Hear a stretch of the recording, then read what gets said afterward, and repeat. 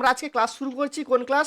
বাংলা শিল্প সাহিত্য সংস্কৃতির ইতিহাসের। এবং সেখানে সবার প্রথম আমরা দুটো যে পার্ট আছে, একটা চলচ্চিত্র ইতিহাস এবং চিত্রকলার ইতিহাস, সেখান থেকে তোমাদেরকে কিছু সাজেশন অর্থাৎ ইম্পর্টেন্ট প্রশ্ন দিয়ে দেবো এবং আশা রাখছি যে ওইখান থেকে তোমরা কমন পাবে। এবার দেখো, দুটো যেহেতু পার্ট, দুটো পার্ট থেকে আমাদেরকে কটা প্রশ্ন করতে হবে? মাত্র একটাই প্রশ্ন পরীক্ষায় করতে হবে। কটা প্রশ্ন থাকবে? দুটো প্রশ্ন থাকবে। অর্থাৎ 2x যে ফর্মুলা, সেই 2x ফর্মুলা অনুযায়ী এই অধ্যায় থেকে 5 নম্বরের একটা প্রশ্ন করতে হবে, দুটো প্রশ্ন থাকবে। এবার অর্থাৎ তাহলে ধরে নেওয়া যায় যে চিত্রকলা থেকে একটা থাকবে আর চলচ্চিত্র থেকে একটা থাকবে। বোঝা গেল? তাহলে যদি আমরা যে কোনো একটাকে সব থেকে বেশি ফলো করি, সব থেকে বেশি জোর দিই এবং সেই অধ্যায়টাতে সমস্ত প্রকার প্রশ্ন করে নিই, তাহলে কিন্তু আমাদের পেয়ে যাওয়া মানে পরীক্ষায় প্রশ্ন কমন পাওয়ার চান্স 99%। 1% তাহলে কি করবো স্যার? 1%-এর জন্য আমরা কিছু চলচ্চিত্র ইতিহাসের কিছু ব্যাকআপ প্রশ্ন করে রাখবো, যেই প্রশ্নগুলোতে কি হবে, যেই প্রশ্নগুলো দ্বারা যদি বাই চান্স কোনো কারণে চিত্রকলা থেকে আমাদের সাজেশনের মধ্যে না আসে, একদম আনকমন ইউনিক কোশ্চেন দিয়ে দিল, সেক্ষেত্রে আমরা চলচ্চিত্র থেকে সহজে অনায়াসে করে নেব। প্রশ্নপত্র যিনি বানাবেন অর্থাৎ পরীক্ষক যারা থাকবেন, তাদের প্রশ্নপত্র বানানোর একটা প্যাটার্ন থাকবে কি, যে দুটো যে পার্ট আছে অর্থাৎ চলচ্চিত্র আর চিত্রকলা থেকে একটা একটু ইউনিক টাইপের প্রশ্ন দেবে, একটু ঘুরিয়ে ফিরিয়ে প্রশ্ন দেবে, আরেকটা প্রশ্ন হুবাহু কমন দেবে যাতে সবাই পারে। তাহলে এত কিছু না আমরা মাথায় রেখে আমরা যে কোনো একটাকে আমরা ফলো করব এবং সেখান থেকে যে ধরনের প্রশ্ন হোক যেন আমরা পারি, সেই প্রিপারেশনটা মেন্টালিটির মধ্যে সেট করে নেব। ক্লিয়ার হলো? বেশ, তাহলে আমরা কোনটাকে ফলো করব স্যার? এবার তোদের মধ্যে থেকে অনেকে থাকবি যারা চিত্রকলাটাকে খুব ভালো লাগে, আবার অনেকে থাকবি চলচ্চিত্রটাকে খুব ভালো লাগে। কিন্তু আমি বলবো তোরাকে যে চিত্রকলার দিকে একটু ঝুঁকে যা। চিত্রকলাটা অনেক সহজ এবং চলচ্চিত্রটা তুলনামূলকভাবে একটু কঠিন মনে হবে। কারণ কি, চলচ্চিত্রের ক্ষেত্রে অনেক তাদের যে সিনেমাগুলো বা যে চলচ্চিত্র নামগুলো আছে সেগুলোকে মনে রাখতে হবে, কত সালে প্রকাশিত হয়েছিল সেগুলোকেও মনে রাখতে হবে। ফলত এই সব ক্ষেত্রে একটু চলচ্চিত্রটা কঠিন বলে মনে হতে পারে, কিন্তু চিত্রকলাটা অনেকটাই সহজ হবে। তার জন্য আমি তোদেরকে সাজেস্ট করছি যে তোরা চিত্রকলাটাকে কি করবি, একটু জোর দিয়ে পড়বি। এবার তাহলে দেখা যাক কি কি প্রশ্ন আমরা চিত্রকলা থেকে রাখবো বা কোন কোন প্রশ্নগুলো আমরা চিত্রকলা থেকে একদম ইম্পর্টেন্ট আছে সেগুলো করব। তো যাই হোক, আমাদের যে দুটো পার্ট অর্থাৎ চিত্রকলা আর চলচ্চিত্র, সেখান থেকে আমাদের স্যার কি কি প্রশ্ন করতে হবে একটু যদি বলে দিতেন আমাদের ভালো হতো, তাই না? তাই তো? ওকে, তাহলে আমাদের এই যে শিল্প সাহিত্য সংস্কৃতির ইতিহাসে চলমান চিত্রকলার যে থেকে কি কি প্রশ্ন আমাদের করতে হবে আমরা একটু একটু দেখে নিই। সবার প্রথম কি, সবার প্রথম আমি বলে রেখেছিলাম যে তোরা মডেলে হয়তো বারবার অবনীন্দ্রনাথ উমুক তুসুক এইগুলো বারবার পাচ্ছু, কিন্তু আমি বলবো তোদের এবারে সব থেকে ইম্পর্টেন্ট আছে দুটো, সেটা হচ্ছে রামকিঙ্কর বেজ আর পট শিল্প। এই দুটো প্রচুর ইম্পর্টেন্ট, মানে এই দুটোকে ছেড়ে তোরা পরীক্ষায় প্রশ্ন করতে যাস না। তো এইগুলোকে প্রচুর গুরুত্ব দিবি, একদম জলের মতো যেন মুখে লেগে থাকে এরকম করে নিবি। তো আমাদের সবার প্রথম প্রশ্ন কি আছে, 1 নম্বর প্রশ্ন, সেটা হচ্ছে বাঙালি চিত্রকলার রামকিঙ্কর বেজের অবদান লেখো। কিংবা প্রশ্নটা একটু ঘুরিয়ে হতে পারে যে বাঙালি চিত্রকলার ইতিহাসে ভাস্কর ও চিত্রকর রামকিঙ্কর বেজের অবদান আলোচনা করো। বোঝা গেল? বোঝা গেছে? রেসপন্স করবি সবাই একটু। ওকে, তাহলে প্রথম প্রশ্ন খাতায় তুলবি, তুলে নে। তোলা হয়ে গেছে আশা করছি, কারণ তোরা খাতা পেন নিয়েই বসেছু। যে বসিস নি তাকে আর পড়ার দরকার নেই। ঠিক আছে, পরের প্রশ্ন কি আছে? পরের প্রশ্ন আছে, পট কথার অর্থ কি? বাংলার লোকশিল্প হিসেবে পটের পরিচয় দাও। একটু মাইকটা অফ কর ভাই, কারো একজন ব্যাকগ্রাউন্ডে আওয়াজ আসছে প্রচুর, একটু মাইকটা। হ্যাঁ, তো পট কথার অর্থ কি? পট কথার অর্থ কি? বাংলার লোকশিল্প হিসেবে পটের পরিচয় দাও। কিংবা প্রশ্নটা একটু ঘুরিয়ে হতে পারে, পট শিল্প বলতে কি বোঝো? কালীঘাটের পটের সংক্ষিপ্ত পরিচয় দাও। মানে দুটো প্রশ্নের অ্যান্সার কিন্তু একই। যদি পট কাকে বলে বাংলার লোকশিল্পের পরিচয় দাও, তখন পটটার বিষয়টা লিখলি একটু, লেখার পর বাংলার পুরো পটটাকে আলোচনা করতে গিয়ে সেই কালীঘাটের পট আলোচনা আসবে। এবং যদি বলে সরাসরি কালীঘাটের পট কাকে বলে সংক্ষিপ্ত পরিচয় দাও, তখনও কি হবে, পট কাকে বলে লিখলি, তার পাশাপাশি কালীঘাটের পটের বর্ণনা দিলি। মানে দুটো প্রশ্নের অ্যান্সারই কিন্তু তোরা এমন করে সাজিয়ে রাখবি যেন দুটোই একই লেখা হয়। ক্লিয়ার হলো? আচ্ছা, পরের প্রশ্ন কি আছে দেখ, 3 নম্বর প্রশ্নে দিয়েছি বাঙালির চিত্রকলার ইতিহাসে যামিনী রায়ের অবদান। কার অবদান দিলাম? যামিনী রায়ের অবদান। দেখ, সব জায়গায় কিন্তু বারবার করে অবনীন্দ্রনাথ, নন্দদুলাল এগুলো আসছে, আমি কিন্তু সামনের দিকে প্রশ্ন রেখেছি রামকিঙ্কর বেজ, তারপরে আমাদের হচ্ছে পট, তারপরে যামিনী, তারপরে ধীরে ধীরে আমি এই প্রশ্নগুলোকে দিচ্ছি। তারপরে অবনীন্দ্রনাথ, তারপরে আছে আমাদের কে, তারপরে আছে আমাদের নন্দদুলাল বসু। তাহলে তোরাও কিন্তু এইভাবেই মুখস্থ করবি, এবার সব থেকে বেশি প্রায়োরিটিতে মুখস্থ করবি 1 নম্বর 1-এর দাগের প্রশ্ন, তারপর 2-এর দাগ, তারপর 3-এর দাগ, এইভাবেই করবি। ক্লিয়ার হলো তো? কারণ আমি কিন্তু প্রশ্নের ইম্পর্টেন্স অনুযায়ী আমি একটা একটা পরের পর প্রশ্ন সাজিয়ে রেখেছি। বোঝাতে পারলাম? হ্যাঁ স্যার। ওকে। তো অনেকে কি হবে, যারা হয়তো ক্লাস করেনি তারা সরাসরি এই পিডিএফটা পাবে, তারা কি করবে, আচ্ছা এই তো কি বলছিস? 3 নম্বর প্রশ্নটা বাঙালির চিত্রকলার ইতিহাসে যামিনী রায়ের অবদান। তো যারা এই পিডিএফটা পাবে তারা কি ভাববে, আচ্ছা ওপরের দিকের এই নন্দদুলাল তো এখানে সকলের ইম্পর্টেন্ট আছে, 4 নম্বরে স্যারও দিয়েছে, তাহলে নন্দদুলাটাকে আগে করে নি। তো এরকম হবে না। কিন্তু ভিডিওটা তোরা যারা দেখছো, ক্লাস যারা করছো, তারা বুঝতে পারলি যে ইম্পর্টেন্স কিন্তু অবনীন্দ্রনাথের থেকেও আরো বেশি রামকিঙ্কর আছে। সব জায়গায় হয়তো কমন আছে অবনীন্দ্রনাথ, কিন্তু ইম্পর্টেন্স আছে, মাথায় রাখবি কার, সেটা হচ্ছে রামকিঙ্কর বেজ। আচ্ছা, এরপর কি আছে 4 নম্বরে, কি বললাম, 4 নম্বরে আছে বাঙালির চিত্রকলার ইতিহাসে অবনীন্দ্রনাথ ঠাকুরের অবদান। হয়ে গেল 4 নম্বর, তোলা হয়ে গেছে সকলের। ওকে, একটু ফটাফট করবি ভাই, কারণ সংক্ষেপে আমি ক্লাস শেষ করবো, 11টা 15-20-র মধ্যে ক্লাস শেষ করে দেবো। 4 নম্বর কোশ্চেনটা হচ্ছে বাঙালির চিত্রকলার ইতিহাসে অবনীন্দ্রনাথ ঠাকুরের অবদান আলোচনা করো। শর্টে লিখে দে না, অবনীন্দ্রনাথ ঠাকুরের অবদান। স্যার বলো। স্যার বলছি কি, আপনি তো মানে আগে যে ক্লাসটা হলো ওখানে আপনি যামিনীর মানে রামকিঙ্কর বেইজের যে সমস্ত কিছু আপনি যে লিখে দিলেন, আর বাকিগুলো কি লিখে দিবেন না আমরা বই দেখে মুখস্থ করব? বলে দিচ্ছি, আগে প্রশ্নটা তুলে নাও। হয়ে গেছে, তোলা হয়ে গেছে 4-এরটা। ওকে, তাহলে চলো 5-এর প্রশ্ন। 5-এর প্রশ্ন হচ্ছে বাঙালির চিত্রকলার ইতিহাসে নন্দলাল বসুর অবদান। বাঙালির চিত্রকলার ইতিহাসে নন্দলাল বসুর অবদান। বাঙালির চিত্রকলার ইতিহাসে নন্দলাল বসুর অবদান। এবং 6-এ আছে বাঙালির চিত্রকলার ইতিহাসে বিনোদ বিহারীর অবদান আলোচনা করো। বিনোদ বিহারীর অবদান আলোচনা করো। এবং শেষ প্রশ্ন, বাঙালির চিত্রকলার ইতিহাসে ঠাকুর পরিবারের অবদান আলোচনা করো।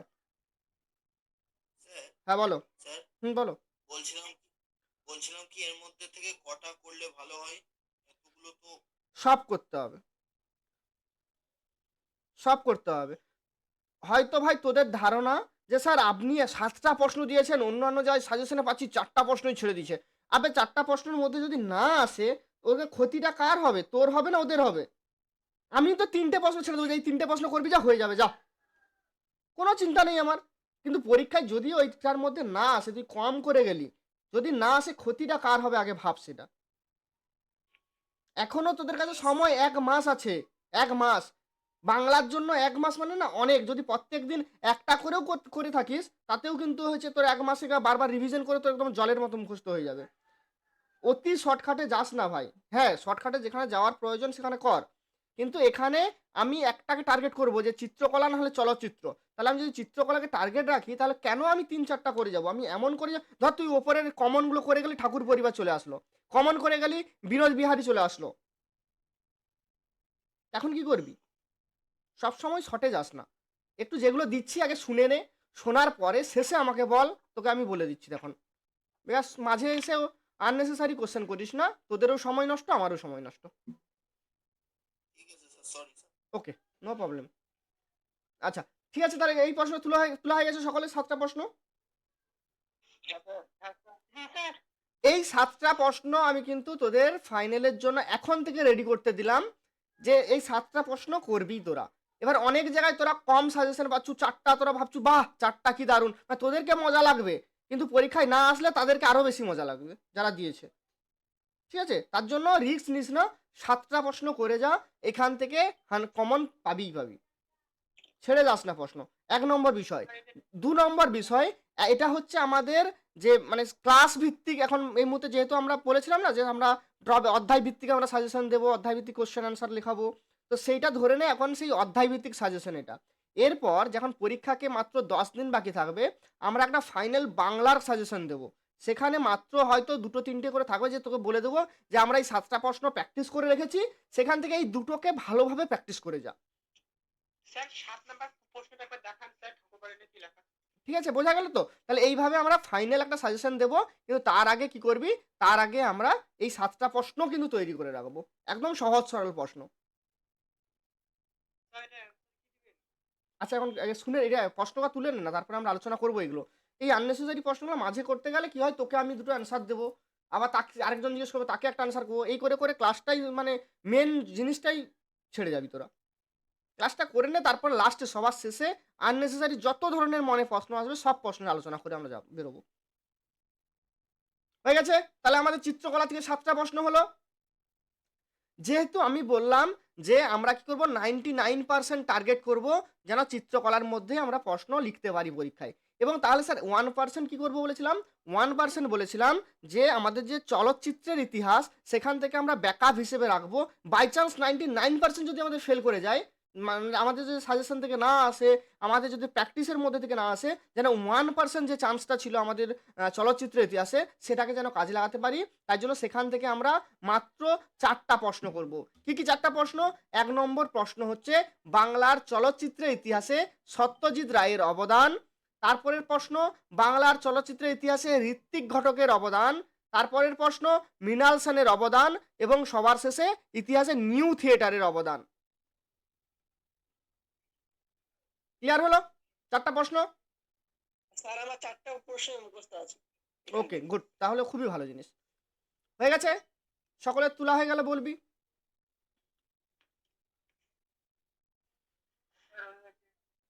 হয়ে গেছে বাকিদের? আমাদের হয়ে গেছে। স্যার না হয়েছে। স্যার, না স্যার, এক সেকেন্ড দাঁড়ান। ঠিক আছে, তুলে নে তুলে নে। হ্যাঁ স্যার, হয়ে গেছে।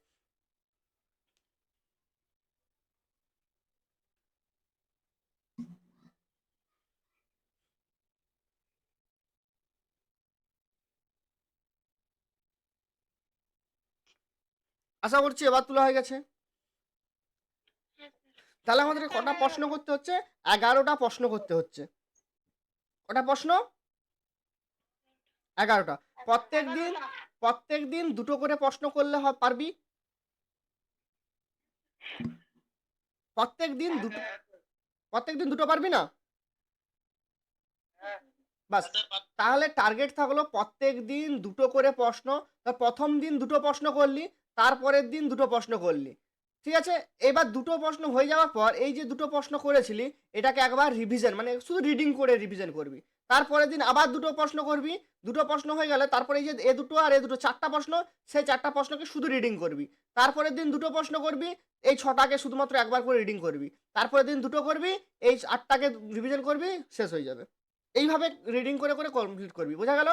মানে প্রত্যেক দিন এই প্রশ্নগুলোকে এমন করে প্রত্যেক দিন রিভিশন করবি, মানে লেখা প্র্যাকটিস করবি, যেভাবেই কর যেন প্রশ্নগুলো যেন মুখে যেন লেগে থাকে তোদের। যে কোনো সময় বলবো এটা এই প্রশ্নের উপর পরীক্ষা দে, যেন তোদের কোনো সমস্যা না হয়, তোরা যেন লিখতে পারিস। মাত্র 11টা প্রশ্ন, এর বাইরে কোনো প্রশ্ন করার প্রয়োজন নেই। মনে থাকবে?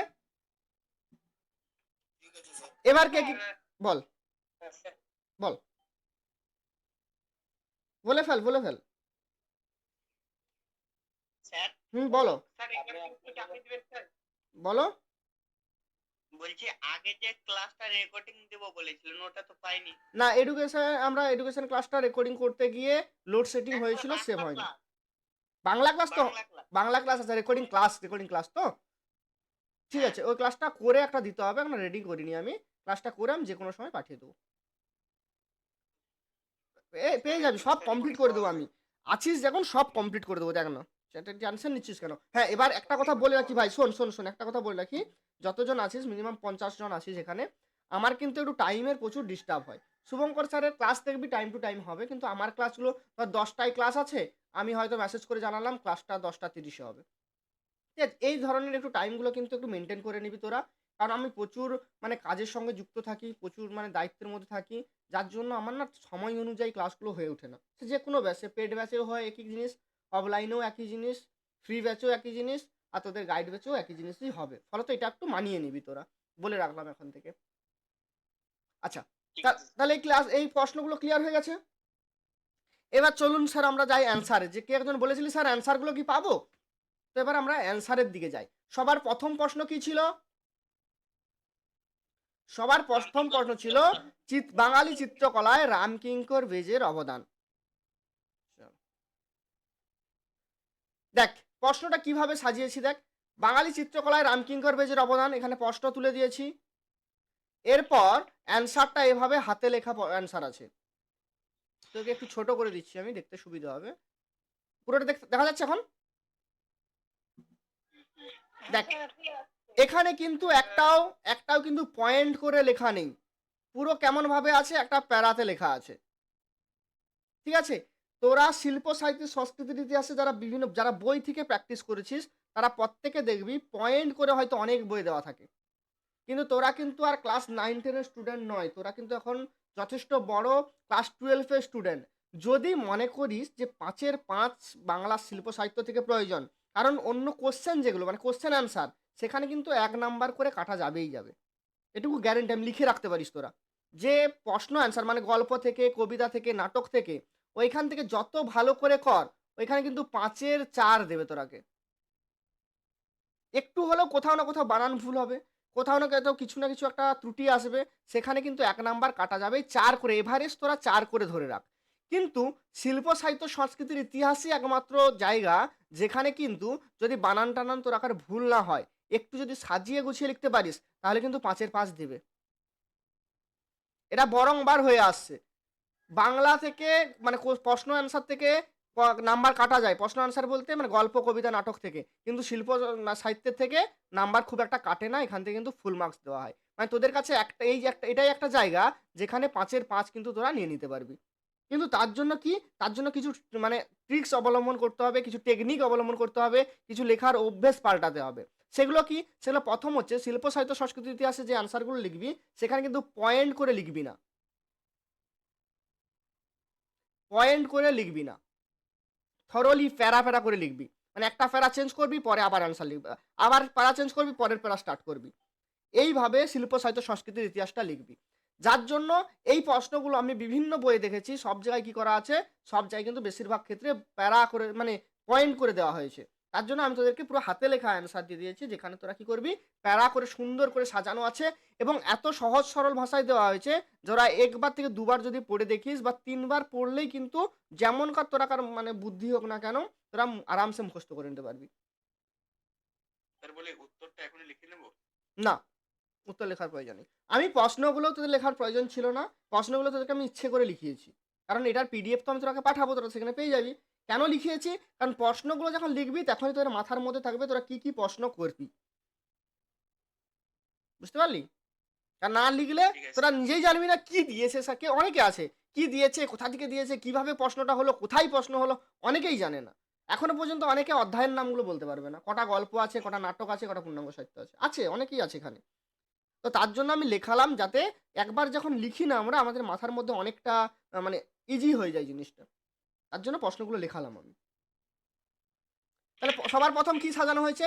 দেখ প্রথমে রামকিঙ্কর বেজের সাজানো হয়েছে। রামকিঙ্কর বেজ একটা পেজের মধ্যেই হয়ে গেছে, বেশ খুব বেশি বড় নেই, কিন্তু কিছু কিছু জায়গায় আছে যেটাকে একটু বড় করে লিখতে হবে। আচ্ছা, পট শিল্প, পট কথার অর্থ কি, আর কালীঘাটের বা বাংলার যে লোকশিল্প হিসেবে পটের যে অবদান বা পটের পরিচয়, সেটা আলোচনা করেছি।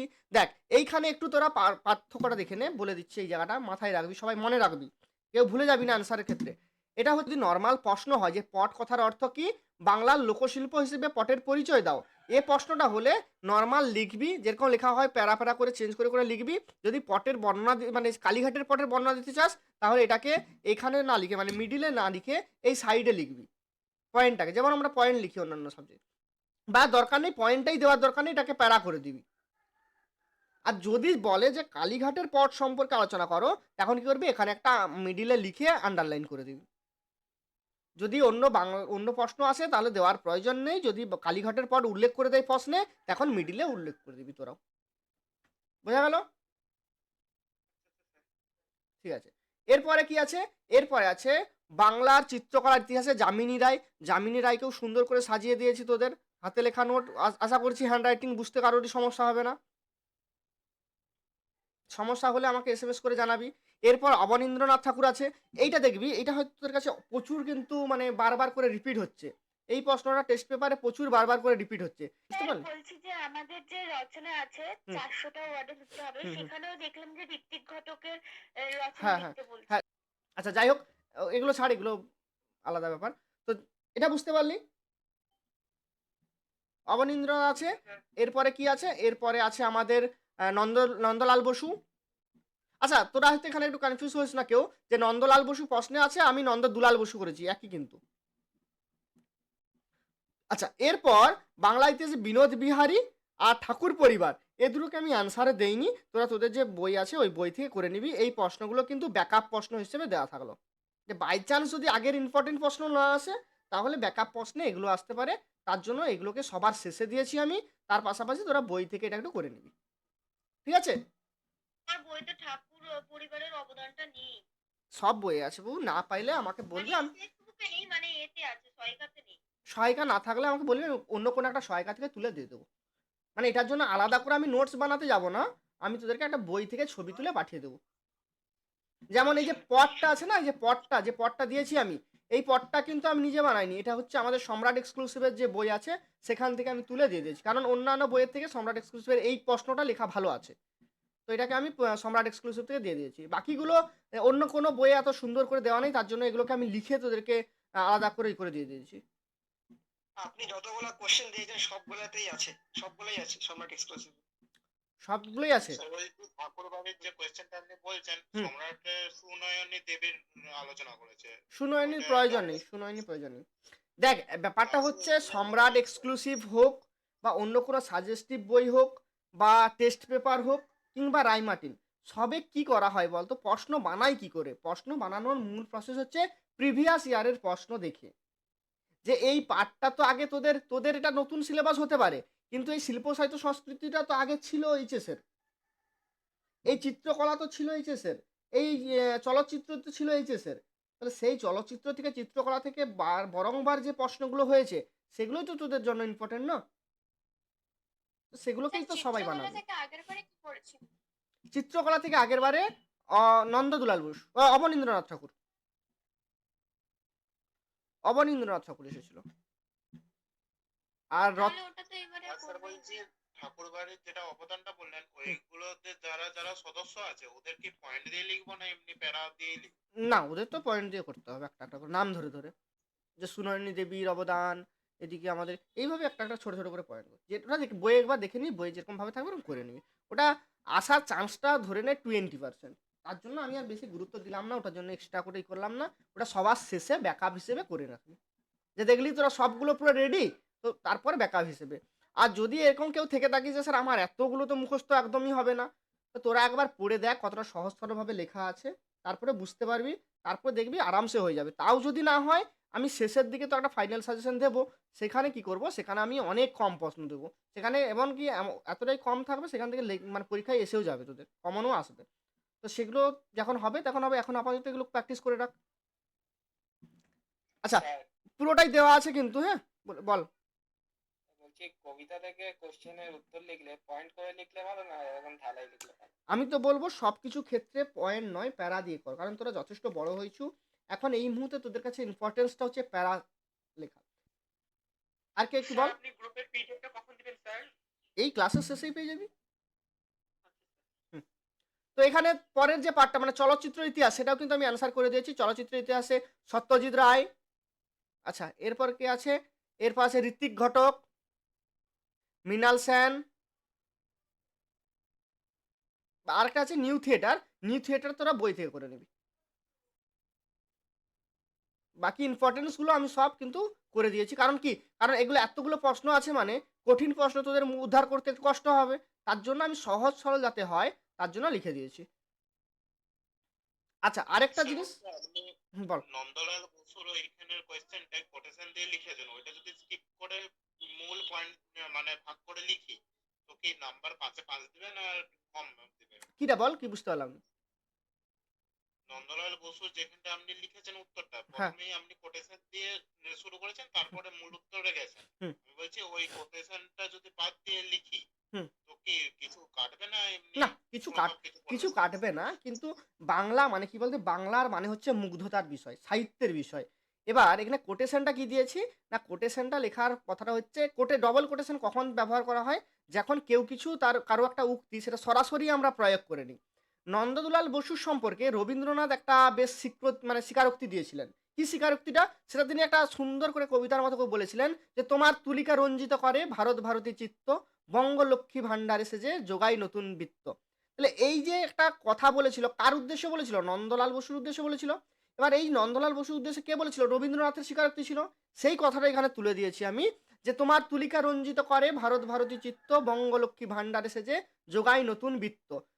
নন্দলাল বসুর উদ্দেশ্যে রবীন্দ্রনাথের এই স্বীকারোক্তি শান্তিনিকেতনের কলা বিভাগের দায়িত্ব নিয়ে সেখানকার অপরূপ প্রকৃতির কোলে ছাত্রছাত্রীদের অঙ্কন শেখাতেন নন্দলাল বসু। তিনি ছেলেবেলার কুমোরদের দেখা দেখি মূর্তি গড়তেন। তাঁর আঁকা বিখ্যাত ছবিগুলির মধ্যে রয়েছে সিদ্ধিদাতা গণেশ, শোকার্থ সিদ্ধার্থ, সতী, শিব সতী, জগাই মাধাই, কর্ণ, শ্রীচৈতন্য, ভীষ্মের প্রতিজ্ঞা। তারপরে এইভাবে তার যে একটা একটা করে তার এইগুলো দিয়ে দিয়েছি ছবিগুলোকে। তারপরে একটা সুন্দর করে লিখে দিয়েছি যে পৌরাণিক বিষয়ের উপর ভিত্তি করে তার এই আঁকা ছবিগুলো বর্তমান সমাজে যে অবদান, সেই অবদান আজও অপরিসীম। নন্দলাল বসু ভগিনী নিবেদিতার বইয়ের চিত্রসজ্জা রচনা করা ছাড়াও তিনি রবীন্দ্রনাথ, অবনীন্দ্রনাথ ঠাকুরের বহু বইয়ে অলঙ্কার করেন। 1920 খ্রিস্টাব্দে নন্দলাল বসু স্থায়ীভাবে শান্তিনিকেতনে বাস করতে যান এবং 1922 খ্রিস্টাব্দে কলা বিভাগের অধ্যক্ষ হন। এইভাবে তার জীবনটাকে সহজ করে এত সুন্দর করে দেওয়া হয়েছে, তোরা পড়ে দেখবি মনে হবে না যে তোরা আমি বাদ দিই এই জায়গাটাকে। তোরা তো বইয়েও পড়ে মুখস্থ করেছিস অনেকে। তো আমি বলবো বই পড়ে তো যারা করেছিস তারা বইটা আর নতুন করে করতে না চাইলেও না করতে পারিস, কিন্তু একবার পড়ে দেখবি লেখাটা। স্যার কোডের লাইনগুলো কি অন্য কালিতে লিখবো? বল। কোডের লাইনগুলো কি অন্য কালিতে লিখবো? যদি পরীক্ষার খাতায় কালি ইউজ করতে যাস তাহলে মাত্র দুটো কালি কর। যদি নীলে লিখিস তাহলে কোটেশনটাকে যদি বাংলা, যদি হাতে স্পিড থাকে তবেই করতে যাবি। যাদের হাতে স্লো আছে তারা করতে যাস না পাকামি করে। যাদের হাতে দেখবি স্পিড আছে, হ্যান্ড রাইটিং খুব সুন্দর, তারা কি করবি, এইভাবেই একটা হয়তো ব্ল্যাক কালি একটা ব্লু কালি ইউজ করে করতে পারিস। ডবল কোটেশনটাকে ব্ল্যাক কালি করে ব্লু কালি অ্যান্সার লিখলি, বা ব্লু কালিতে কোটেশনটাকে দিয়ে ব্ল্যাক কালিতে অ্যান্সার লিখলি। এভাবে যাদের হাতের স্পিড আছে তারাই করবি, না হলে শুধু শুধু করার দরকার নেই, একটা কালি ইউজ কর। তাতে কি হবে, তাদের সময় বেঁচে যাবে। মানে এটা কি হয়, সময়ও নষ্ট করে, আর তার পাশাপাশি মানে হচ্ছে একটা যে যে মাথার যে একটা না, যে একটা কন্টেন্ট মানে কনসেন্ট্রেশন ছিল, সেই কনসেন্ট্রেশনটাও একটু মানে ব্যাঘাত ঘটে। তার জন্য বলবো যাদের হাতে স্পিড আছে, যাদের মনে খুব ভালো মুখস্থ করে নিয়েছো, তারা করতে যাবি, না হলে একটা কালিতেই কর। স্যার বল। বলছি আমাদের যে জীবনী রচনা আছে, হুম। ওখানে আমি যদি ফর্মেটটা করে দিলে হবে তো? কি কি কি? জীবনী রচনার জন্য যে ফর্মেট গুলো হবে, হুম। ফর্মেট করে গেলে অসুবিধা নেই? আমি তো ফরম্যাট করে দিয়েছি। শোন, ফরম্যাট কারা করে যাবি, যারা মনে হচ্ছে যে আমার পড়াশুনো একদম হচ্ছে না, অনেক গুলিয়ে ফেলছি, রচনা কি আসবে খুঁজে পাচ্ছি না, তাদের জন্য ফরম্যাট দিয়েছি। ওই ফরম্যাটটা যা আছে ওই ফরম্যাট থেকে ইনপুট করেই চলে যাবি। আর যারা মনে করিস না আমাকে ভালো নাম্বার পেতেই হবে, যে করে হোক 40-এর 35 আনতেই হবে, তারাকে বলবো ওই ফরম্যাটে আরও অ্যাড করতে হবে।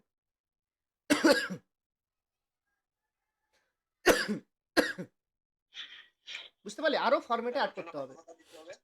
বল। রচনা কত কথা লিখতে হবে? মিনিমাম যদি এ পাস ও পাস করে হয় 5 পেজ লিখে দিতে হবে। আর যদি শুধু এক পাস হিসেব করিস তাহলে 1 2 3 5 10 পেজ। যদি সিঙ্গেল সাইড ব্যবহার করিস, মানে করিস বলতে যাস, হিসেব করতে যাস, তাহলে 10 পেজ। আর যদি এ পাস ও পাস করে একটা করে পেজ গোটা হিসেব করিস তাহলে 5 পেজ। মানে পরীক্ষার খাতার 5 পেজ। স্যার 400 ওয়ার্ডের তো? হ্যাঁ 400 শব্দ। 400 শব্দ মানে অনেকটাই রে ভাই, 5 পেজ হয়ে যাবে। হ্যাঁ স্যার। হুম। আচ্ছা ঠিক আছে, তোরা এই পিডিএফটা পাঠাচ্ছি, পিডিএফটা পড়ে দেখ। তোদের হোমওয়ার্ক দিয়ে দিচ্ছি। হোমওয়ার্ক কি? হোমওয়ার্ক হচ্ছে চিত্রকলা থেকে দুটো প্রশ্ন, আর চিত্রকলা থেকে দুটো একটাই দিলাম লে, চিত্রকলা থেকে একটা, আর হচ্ছে আমাদের চলচ্চিত্র থেকে একটা। চিত্রকলা থেকে রামকিঙ্কর বেজ, আর চলচ্চিত্র থেকে তোরা সত্যজিৎ করে কিছু মৃণাল বা মৃণাল সেন। স্যার আমি চলচ্চিত্র করব না, কিসে করবি না? চিত্রকলাটা করব না, তাহলে খালি চলচ্চিত্রটাই করব। চলচ্চিত্রটাই করবি, রিস্ক নিবি। তাহলে ঠিক আছে তাহলে তুই মৃণাল সেন আর ঋত্বিক ঘটক দুটো হোমওয়ার্ক করে পাঠা। আর ঠিক আছে। বাকিরা এখানে রামকিঙ্কর বেজ আর এদিকে মৃণাল সেন দুটো পাঠা। স্যার চলচ্চিত্র থেকে ঋত্বিক ভট্টাচার্য দেন। ঠিক আছে, দুটো প্রশ্ন করে দিবি যে যেটা থেকে পারিস। ঠিক আছে, হোমওয়ার্ক থাকলেও দুটো প্রশ্ন যে যেটা থেকে পারবি সেখান থেকেই করে দিবি। ক্লিয়ার সকলের? ক্লাস অফ করবো তাহলে। ঠিক আছে, ক্লাস অফ করলাম। পরের ক্লাসে আবার দেখা হচ্ছে। ভালো থাক সবাই। আর স্যারের ক্লাস আছে দুপুরে, ক্লাসে সবাই জয়েন করে যাবি। কোনো সমস্যা হলে আমাকে জানাবি। টাইম গ্রুপে জানিয়ে দেবো।